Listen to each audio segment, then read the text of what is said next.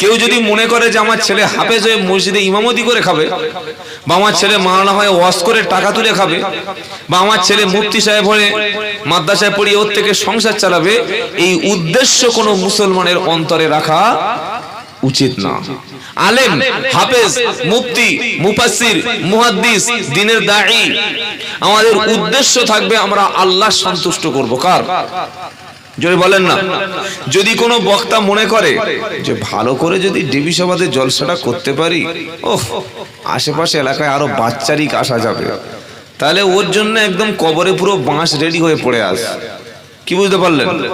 প্রত্যেকটা ব্যক্তির উদ্দেশ্য থাকবে আমার আল্লাহ রাজি হবে। কে রাজি হবে বলেন? আল্লাহ। যে কথাগুলো বললে আল্লাহ রাজি হবে, যে কথাগুলো বললে রাসূল পাক সাল্লাল্লাহু আলাইহি সাল্লামের সুন্নাত অনুযায়ী হবে, সেই কথাগুলো আমাদেরকে বলতে হবে। এগুলো শুনবো এবং আমল করব। বলুন ইনশাআল্লাহ। যারা বলেন ইনশাআল্লাহ।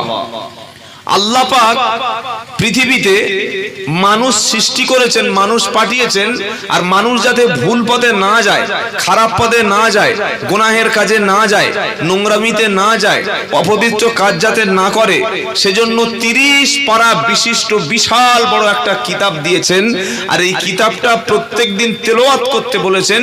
কিতাব অনুযায়ী, কোরআন অনুযায়ী নিজেদের জীবনযাপন পরিচালনা করতে বলেছেন। তাহলে মুসলমানদের কোনো দুঃখ কষ্ট থাকার কথা নয়। আর যদি মনে করে যে আল্লাহর কোরআন আমরা মানি, তো কি আমরা কোরআন মানি না? যে মদ খায় সেও বলবে কোরআন মানি। ওর বলে ভাই তুই কোরআন মানিস? কি বলছি কোরআন মানি না? তো মদ খেলি বলে ওটা আমার ভুল, কিন্তু কোরআন আমি মানি।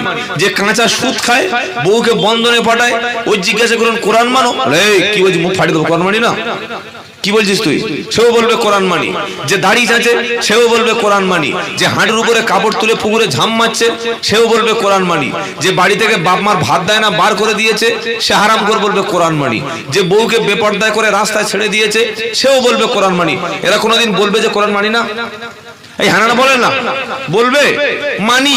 কিন্তু কতটা মানে আর কিরকম মানে ওটা আপনাকে দেখতে হবে। যদি কেউ পরিপূর্ণ কোরআন মানে, সূরা ফাতিহা থেকে নাস পর্যন্ত এবং আল্লাহর নবীর সুন্নাত গুলো যদি কেউ মেনে চলে, আল্লাহর পিয়ারা বান্দা হয়ে সেই ব্যক্তি জান্নাতে যাবে। বলুন সুবহানাল্লাহ। আর যদি কেউ মনে করে যেটা সুবিধা হবে সেটা মানবো, ঈদের নামাজটা পড়বো, আবার বকরা ঈদটা পড়বো, জুমার নামাজটা পড়বো, 5 ওয়াক্ত পড়ার দরকার নাই, যখন মন চায় নামাজ পড়বো, যখন মন চায় ছেড়ে দেবো। কি বুঝলেন? ধান চাষ করে খাবো, যখন দেখবো চাষবাস কিচ্ছু নাই তখন সুদের টাকা কাটাবো। কি মুসলমান আছে তো? এটা হচ্ছে হাফ মেনে নেওয়া আর হাফ না মানা, হাফ আবিমান। কি মান বলেন? হাফ আবিমান। হাফ মানে আর হাফ। আফাতু উমিনুনা বিবাদিল কিতাবি ওয়া তাকফুরুনা বিবাদ ফামা জাযাউ মান ইয়াফআলু যালিকা মিনকুম ইল্লা খিজইউন ফিল হায়াতিদ দুনিয়া ওয়া ইয়াউমাল কিয়ামাতি ইউরাদ্দুনা ইলা আশাদ্দিল আযাব ওয়া মাল্লাহু বিগাফিলিন আম্মা তা'মালুন। প্রথম পারা সূরা বাকারার 85 নম্বর আয়াতে আমার আল্লাহ পাক শুনিয়ে দিচ্ছে, বান্দা যখন তুমি যেটা সুবিধা হবে সেটা তুমি মেনে নেবে। আফাতু উমিনুনা বিবাদিল কিতাবি ওয়া তাকফুরুনা বিবাদ। আমার কোরআনের উপরে বিশ্বাস যখন তোমার হাফ হবে, হাফ যখন ঈমান হবে আর হাফ বিশ্বাস যখন হবে না, দুনিয়ার জিন্দেগিটা কুকুর ছাঁচড়ের মতো জিন্দেগি হবে। কোন জায়গায় সম্মান তুমি পাবে না, টাকা থাকলেও তুমি সুখে খেতে পারবে না, জমি থাকলেও শান্তি পাবে না, সুন্দরী বউ থাকলেও শান্তি পাবে না, 1 ঘন্টা ছেলে জন্ম দেবে তারপরেও তুমি জীবনে ভাত পাবে না, কোটি কোটি টাকার মালিক হবে, আমি আল্লাহ তোমার শান্তি রাখবো না। যখন আমার কিতাবটা কিছুটা মেনে নেবে, কিছুটা মানবে না, দুনিয়ার জিন্দেগিটা লাঞ্ছনার জিন্দেগি হবে, অপমাননার জিন্দেগি হবে, সম্মান তুমি তুমি পাবে না, আর আখিরাতে কঠিন শাস্তি তোমার দেওয়া হবে। এটা হলো তোমার জন্য শাস্তির নমুনা। জিজ্ঞাসা করলাম, আল্লাহ তাহলে কিভাবে কোরআন মানলে পরিপূর্ণ শান্তি পাওয়া যাবে বলো? সাথে সাথে কোরআন শোনাচ্ছে, ফামা তাবিয়া হুদায়া ফালা খাউফুন আলাইহিম ওয়ালা হুম ইয়াহজানুন। প্রথম পারা 8 পৃষ্ঠায় 1 নম্বর লাইনের 38 নম্বর আয়াত সূরা বাকারা। আর আল্লাহ পাক শোনাচ্ছে, যে ব্যক্তি কোরআনকে অনুসরণ করে চলবে, আল্লাহ যে নির্দেশগুলো দিয়েছে সবগুলোকে মেনে নেবে, যেগুলো ছাড়তে বলেছে তওবা করে ছেড়ে দেবে। কোন মৌলবী কি বলছে, কোন মুফতি সাহেব কি বলছে, ওটা কখনো দেখে না। আল্লাহ নিষেধ করেছে সে কাজও আমি জীবনে করব না। আল্লাহ যেটা নির্দেশ দিয়েছে সেটা আমি মেনে নেব।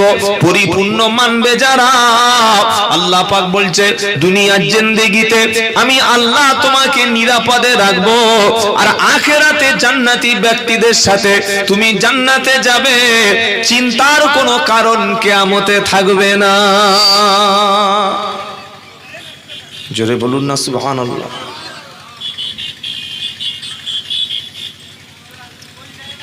কিয়ামতে কিসের চিন্তা থাকবে না? যেদিন মানুষদেরকে আল্লাহ পাক ডেকে ডেকে ডেকে ডেকে ছেকে ছেকে ছেকে ছেকে ধাক্কা মারতে মারতে চালিয়ে নিয়ে যেতে জাহান্নামে যাবে। সে কিন্তু তোমার রাস্তা জান্নাতের দিকে হবে। বললে হুজুর জাহান্নামের দিকে কিভাবে নিয়ে যাওয়া হবে? তো কোরআন শোনাচ্ছে, ওয়াসিকাল্লাযীনা কাফারু ইলা জাহান্নামা যুমারা হাত্তা ইযা জাউহা ওয়া ফুতিহাত আবওয়াবুহা ওয়া ক্বালা লাহুম খাযানাতুহা আলাম ইয়াতিকুম রুসুলুম মিনকুম ইয়াতুলুনা আলাইকুম আয়াতি রাব্বিকুম ওয়া ইউনদিরুনাকুম লিকা ইয়াউমিকুম হাদা। 24 পারা 5 পৃষ্ঠা 5 নম্বর লাইনের 71 নম্বর আয়াত সূরা জুমার। আল্লাহ পাক যখন কোন মানুষকে জাহান্নামে পোড়াবে, জাহান্নামের আগুন দিয়ে জ্বালাবে, ইচ্ছা করে জ্বালাবেন আমাদের পাপের কারণে। জোরে বলেন, আল্লাহ কোন ব্যক্তির সঙ্গে ঝামেলা মামলা আছে নাকি? ঝগড়া ফগড়া আছে আল্লাহর কারোর সাথে? এই বলেন না, আল্লাহ তার বান্দার দেখে হিংসা করে নাকি আমাদের মতো? কথা বলে না।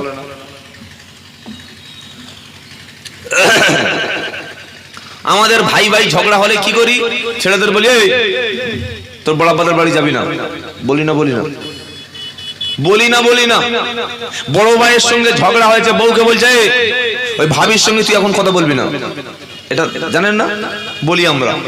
বাপের সাথে ঝগড়া করে, মায়ের সাথে ঝগড়া করে, সেই এখান থেকে ঘর নিয়ে ঢালাই রাস্তার কাছে তাল গাছের তলায় দুটো ত্রিপল খাটিয়ে এলবেস্টার দিয়ে ঘর বেঁধে বলছে মা মরে গেলে তুই ওর সঙ্গে দেখা করতে যাবি না। কে কে বলছে? বউকে বলছে। কত বড় সুপার ফাস্ট বেঈমান, চিন্তা করো। এরকম আল্লাহর সঙ্গে বান্দার ঝগড়া আছে নাকি? কি বলছেন?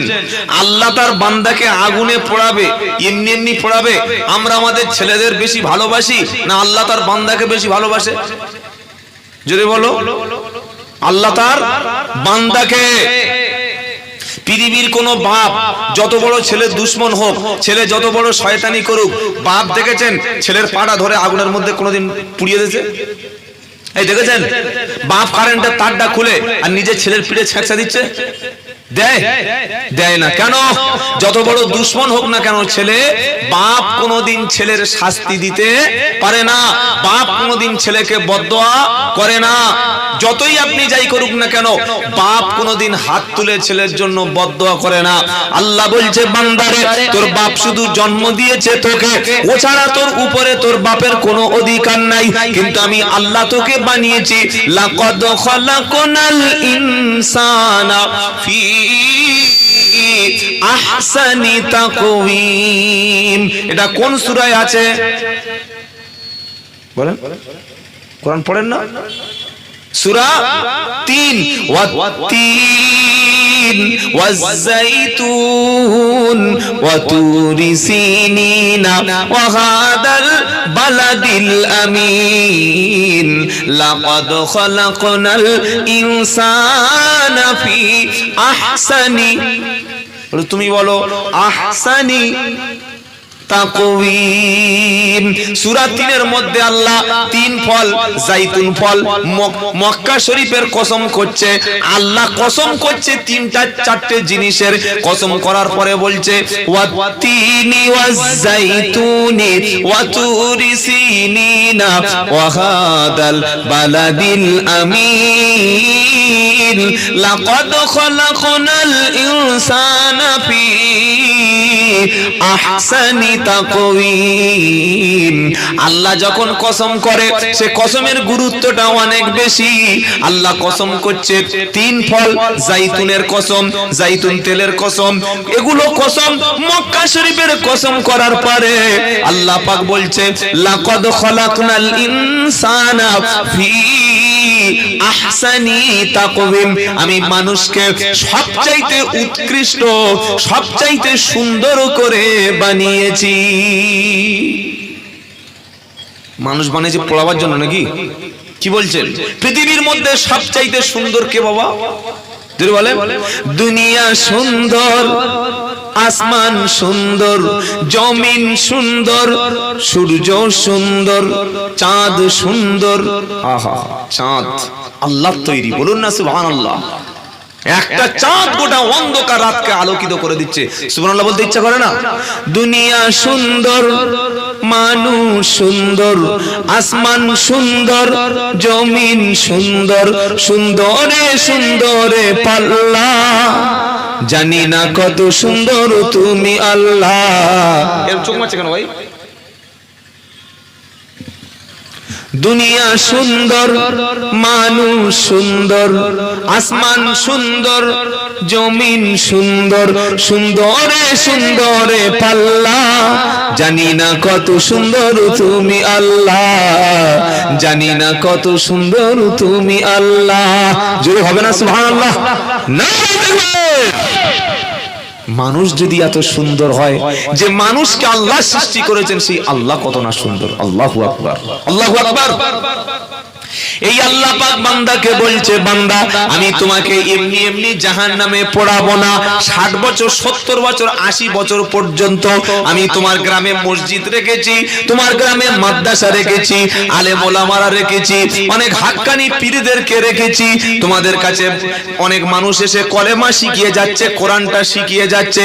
এগুলি দেখার পরে যখন তোমার হুঁশ ফেরে না, এগুলি দেখার পরে যখন তোমার জ্ঞান ফেরে না, তোমার মতো জ্ঞান পাপীকে আমি কিন্তু ছাড় দেব না। কি বলছেন বলেন? তোমাকে অত্যন্ত সুন্দর করে আমি বানিয়েছি। তোমার একটা চোখ হলে তুমি দেখতে পেতে সারা জীবন। একটা চোখ যদি কানা হয়ে যায় আমরা দেখতে পাবো না, পাবো না? কি বলছেন আপনারা? এই যে একটা চোখে হাত দিয়ে দেখুন, পুরো সব দেখতে পাবেন। আল্লাহু আকবার। তোমার একটা চোখ আমি যদি দিতাম তোমার দেখতে ভালো লাগতো না, সেজন্য আমি আল্লাহ বড় সুন্দর করে 2টো চোখ আমি তোমাকে দান করেছি। চোখ কটা? আলাম নাজআল লাহু আইনাইন ওয়া লিসানাও ওয়া শাফাতাইন ওয়া হাদাইনাহুন নাজদাইন। কি নাই কোরআনে? খালি খুলি না পড়ি না।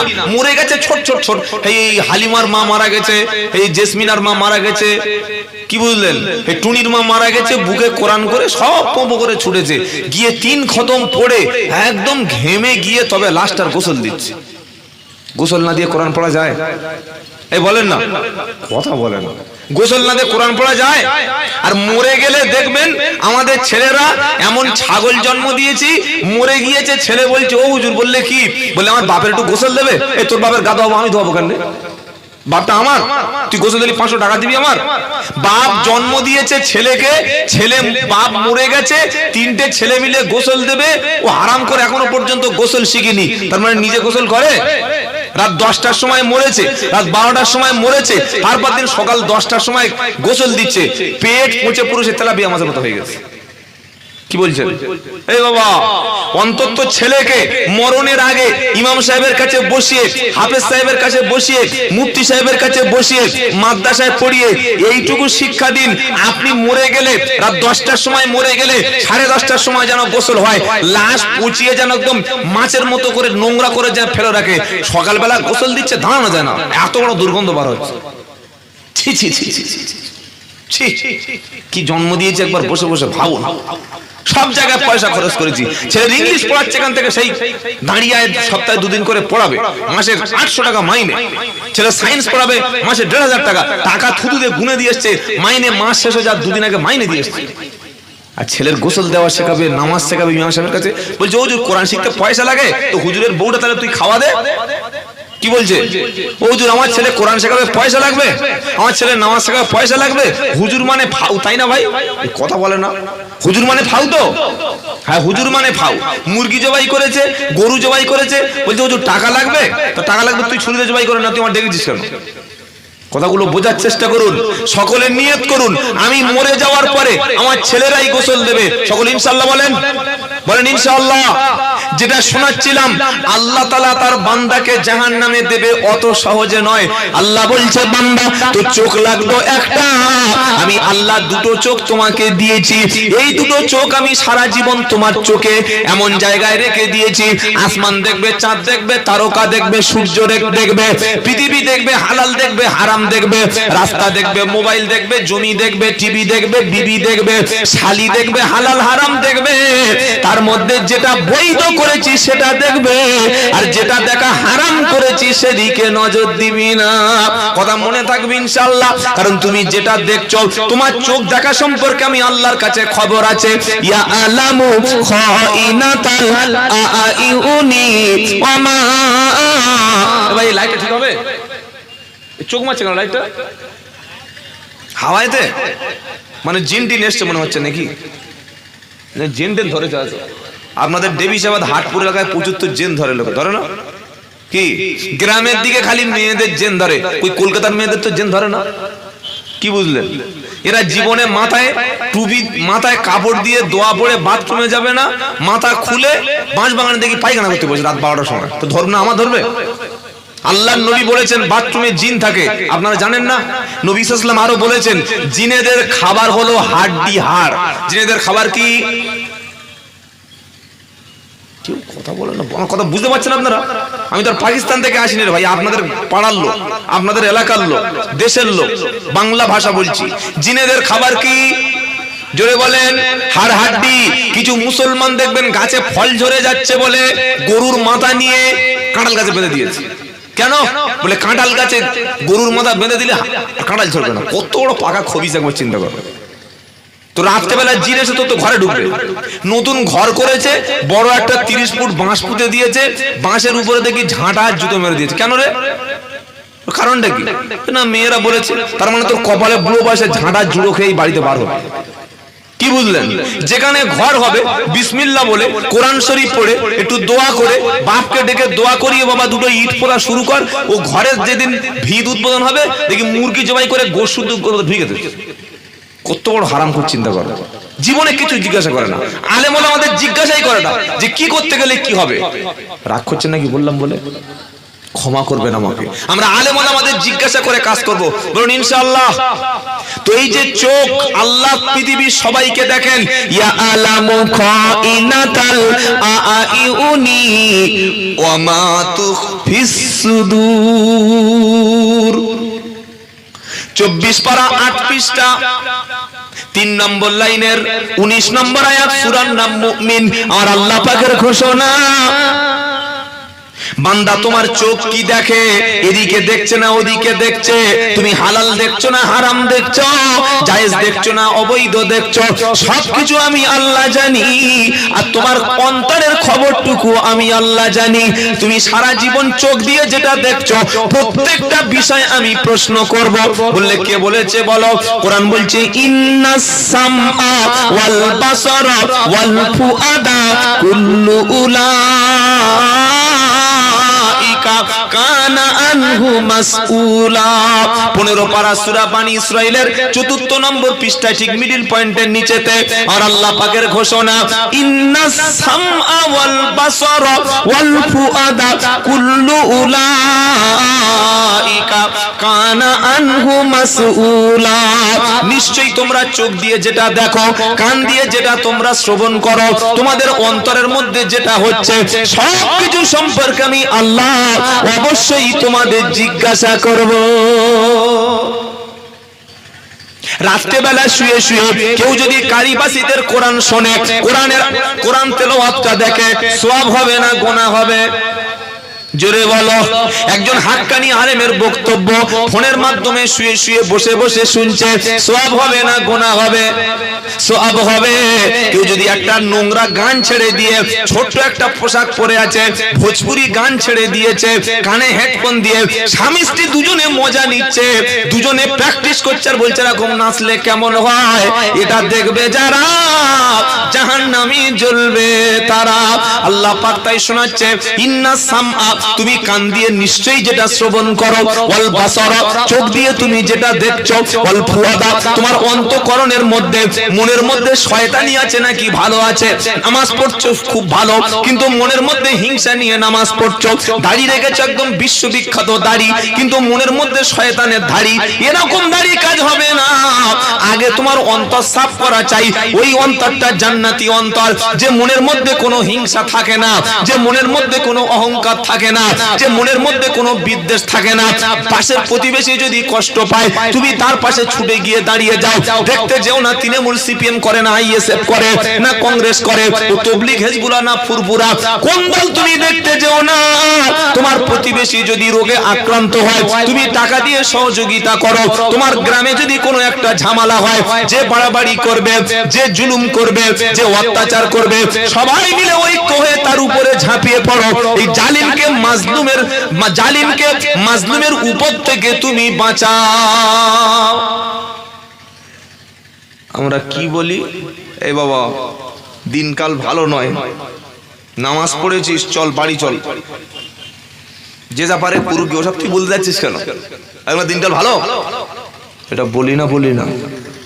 এখনকার দিনকাল ভালো নয়, যে যা করছে করুক, তুই তোর মতো খা, নামাজ পড়, তুই তোর বউ বাচ্চা নিয়ে চিন্তা কর, বাবা কিচ্ছু বলতে যাস না, কোথায় কি হয়ে যাবে। এটা আমাদের মুসলমানদের কথা। এই হ্যাঁ না বলেন না? মাস্টার দেখছে শালা যদি আমি ছাত্রদের পেটাই, আমার চাকরি যদি না থাকে। বক্তা দেখছে যদি আমি অন্যায়ের বিরুদ্ধে না বলি যদি আমার যদি দাওয়াত না হয়। পীর সাহেব দেখছে যদি আমি সুদখোর মুরিদদের বাড়ি যদি তার হাদিয়াত বা নানি তার বাড়ি মিলাদ না করি, যদি আমার মুরিদ কমে যায়। ইমাম সাহেব দেখছে যদি আমি বেনামাজির বাড়িতে হাত তুলে না দোয়া করি, যদি আমার ইমামতিটা চলে যায়।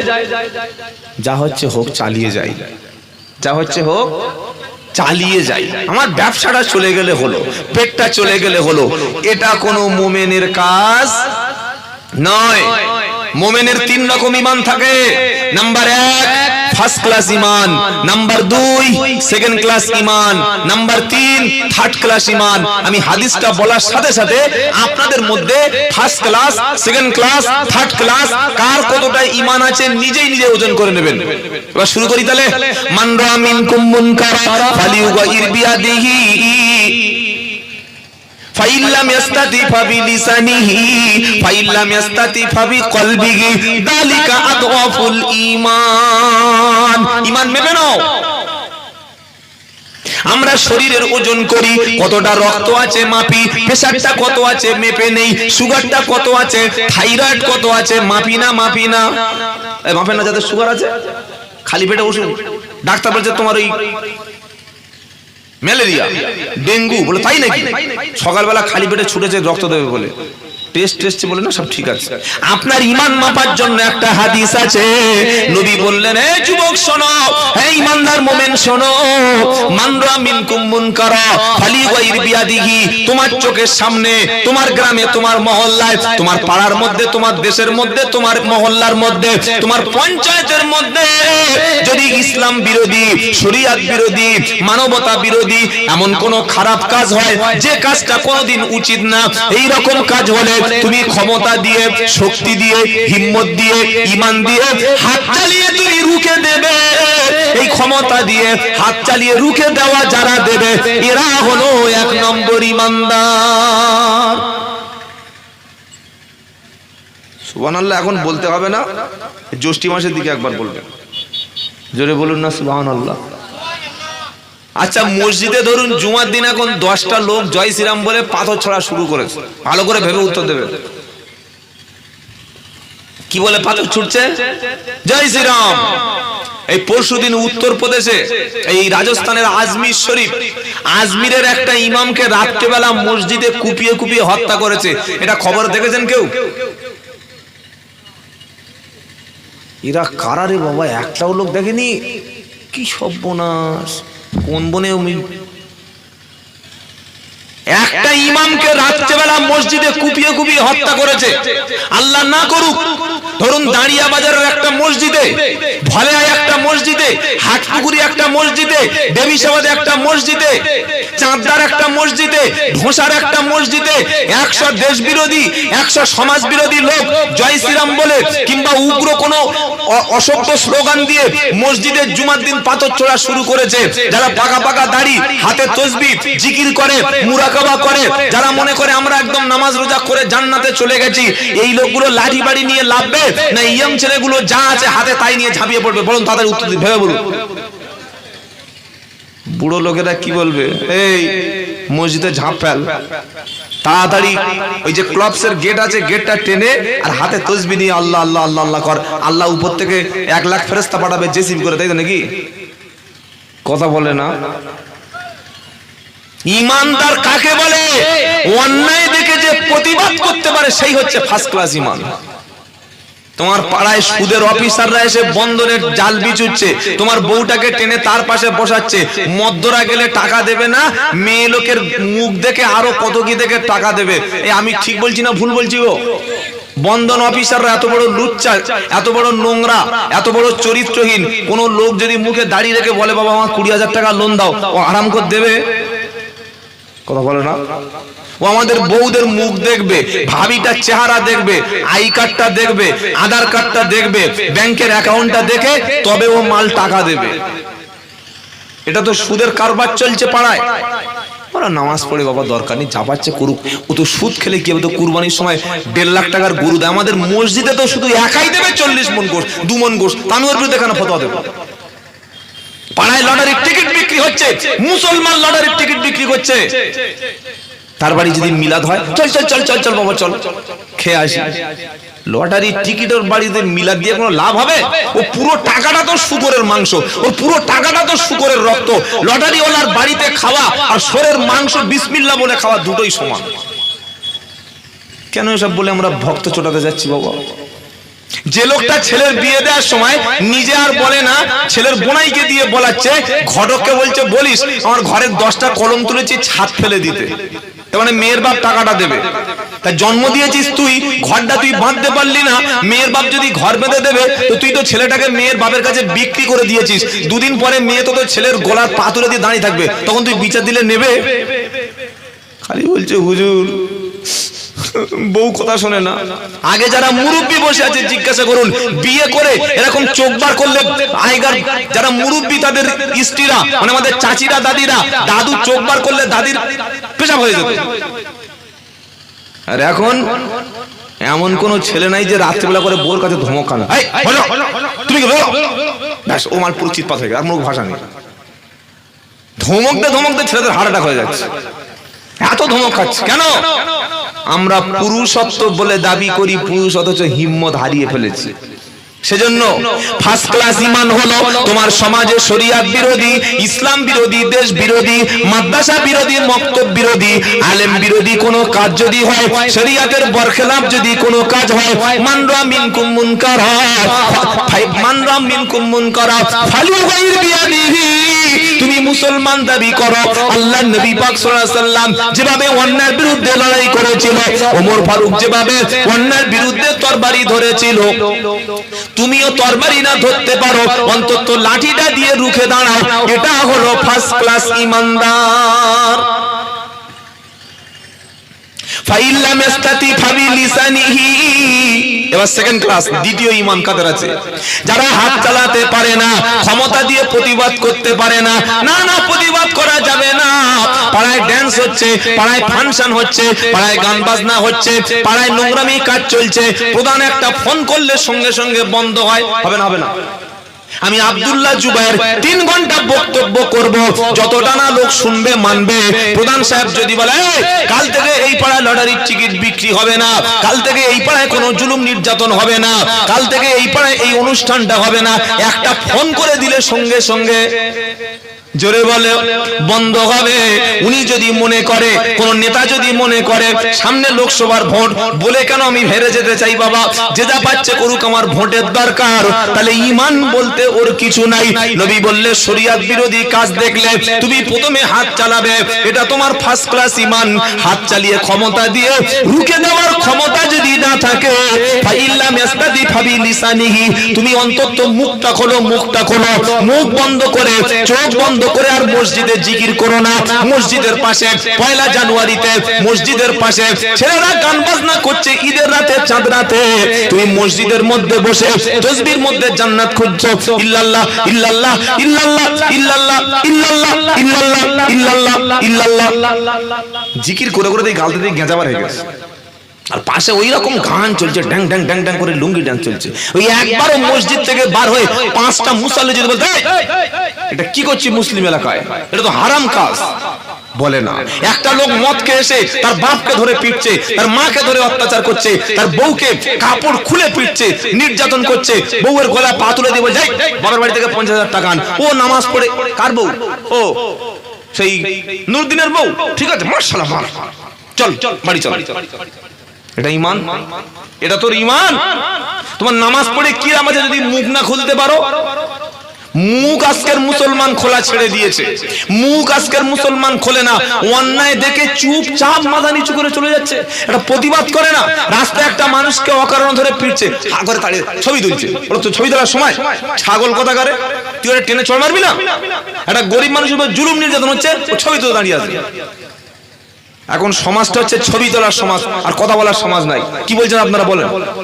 পাড়ায় আগে ঝগড়া হলে মানুষ ন্যায় অন্যায় দেখে যে অন্যায় করতো কানে চড় মারতো, এখন কানে চড় মারলে আপনার পাড়ায় আর রাখবে?